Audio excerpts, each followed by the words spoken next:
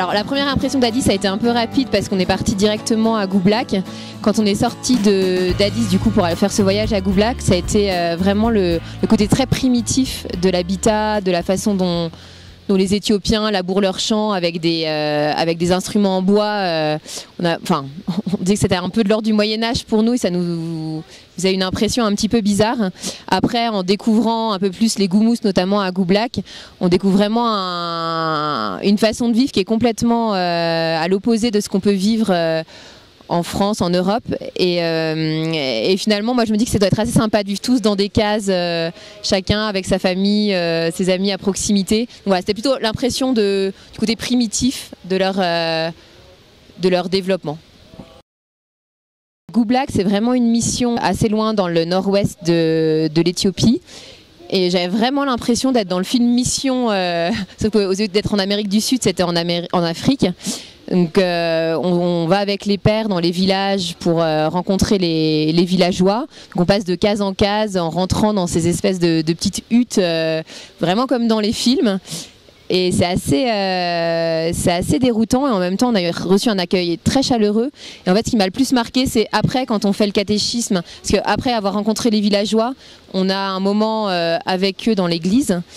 Et là, le prêtre nous a dit, bon bah en anglais, allez-y, parlez de votre foi. Donc au début, c'est un peu impressionnant. On n'a pas l'habitude de parler de sa foi comme ça et de savoir quoi dire. Et en fait, c'était une rencontre extraordinaire de pouvoir parler avec eux de sujets aussi profonds, de les voir découvrir leur foi. Vraiment comme avec des missionnaires qui viennent vraiment dans ce rôle-là de leur faire découvrir Jésus, et ça m'a vraiment mis en perspective par rapport à la France. On a cette chance de pouvoir connaître Jésus à tout bout de champ, c'est vraiment dans notre culture, et je me suis rendu compte de l'énorme chance qu'on avait d'avoir ça à proximité en France, et que là ces Goumous qui sont une ethnie dans ce pays découvrent Jésus. C'était très touchant de pouvoir leur interroger un peu sur leur foi. Le matin, donc on commençait par la messe à 7h du matin et les laudes à 6h30 pour les plus courageux. Ensuite, la matinée était réservée plutôt avec les pères à des travaux, donc soit peinture, mais peinture à l'africaine où il y en a toujours d'autres qui travaillent, qui regardent, donc pas trop fatigant, parce qu'il n'y a pas assez d'outils, nous on aurait bien bossé plus, mais il n'y avait pas assez d'outils. Ou du jardinage, etc. L'après-midi, c'était un temps de repos parce que déjà il faisait chaud. Et puis les pères avaient d'autres choses à faire. Et en fait, on attend que les gens soient rentrés des champs à 17h. Et donc là, on partait avec les pères. Quelquefois, il y avait même 1h et demie de marche pour arriver dans le village qui était un peu loin. Donc voilà, et donc après on faisait, comme j'ai dit tout à l'heure, la tournée des villages et puis catéchisme. Et là, à Addis Abeba, on va être avec les sœurs de Mère Teresa dans un hôpital pour les garçons et pour les filles avec des enfants à faire des jeux. Au-delà de l'équipe et du fait que ça soit assez impressionnant d'être avec 4 personnes comme ça qu'on ne connaît pas beaucoup et de vivre des choses aussi extraordinaires, j'ai été beaucoup marquée par une soirée témoignage à Goublak où il y a, donc on a fait notre témoignage avec Gabriel, puis après ils nous ont demandé ils demandaient aux personnes s'ils avaient des questions, et il y a un jeune qui est venu nous remercier qui devait avoir dans les 14-15 ans de notre témoignage, d'être venu d'aussi loin, etc. Et en fait moi je lui ai posé la question de savoir ce que le fait de connaître Jésus avait transformé dans sa vie.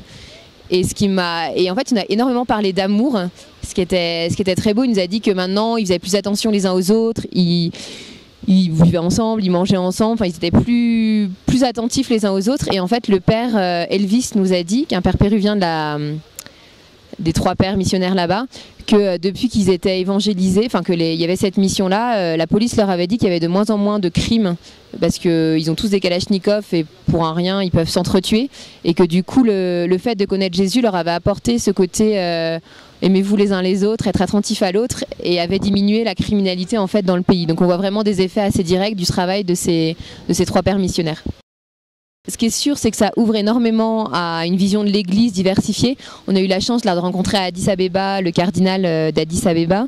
Donc, il nous a fait un peu une situation géopolitique. Il a répondu à plein de questions sur l'Éthiopie. Et ça nous sort un peu du contexte occidental avec nos habitudes occidentales, un peu égocentrées, en tout cas pour ma part, de découvrir une Église jeune, dynamique, qui découvre la foi avec des personnes très engagées.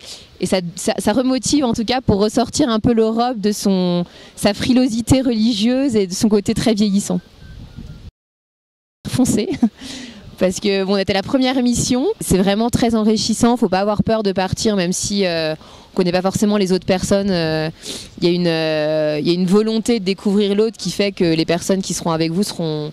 Enfin, généralement, il y a une bonne entente et il y a des expériences extraordinaires à vivre que vous ne pourrez pas vivre ailleurs que dans ce genre de cadre et de mission. Parce que les Goumous, c'est évident que n'importe quel touriste n'aurait pas accès à eux et n'aurait pas pu les rencontrer. Et je pense que c'est la vraie force de ces missions, c'est de pouvoir vivre des choses assez extraordinaires qu'on ne vivrait pas dans un autre contexte.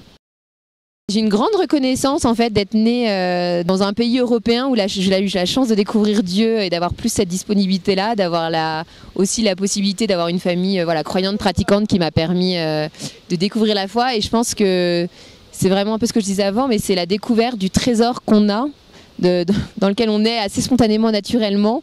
Et voilà, de s'ouvrir un peu les yeux sur d'autres contextes de découverte de la foi, de découverte de vie, ça permet de voir vraiment la chance qu'on a et le trésor qu'on a reçu à notre naissance.